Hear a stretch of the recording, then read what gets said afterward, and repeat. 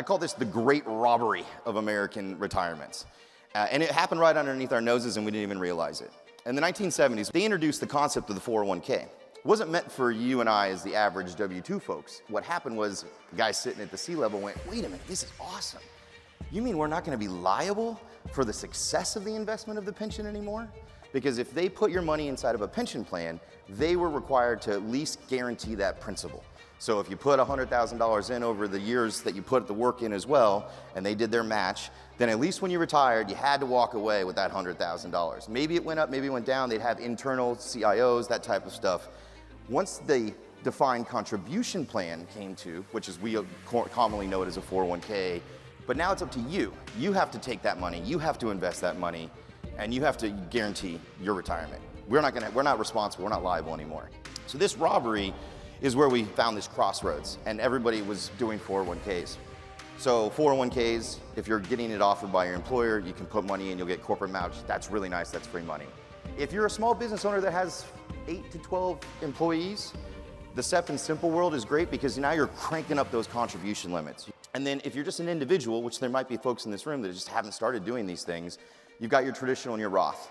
But what I really came to talk to everybody here about, because I feel this room, and there's probably a lot of doctors, founders, business owners, this tool is great for folks like you. W-2 income gives you limited flexibility. It's just the nature of the beast, probably the way the education systems work. They want to make workers, not creators. Business income gives you a designed flexibility. And using things like solo case, SEPs, or simples allows you to crank up the amount of money you can put aside for long-term savings and for immediate tax benefit. The tax code favors creators, income creators. It favors you guys that create jobs, create companies, even if it's just a company for you and your wife, or you and your spouse or significant other.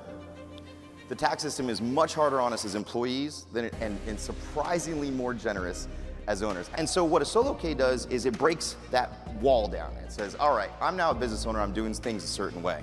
If you have an LLC or the way you structure it, and everybody's got their style, LLC, S Corp, but if any of those things exist and you're paying yourself and you're paying a spouse, you can really start cranking up how much money you can put away.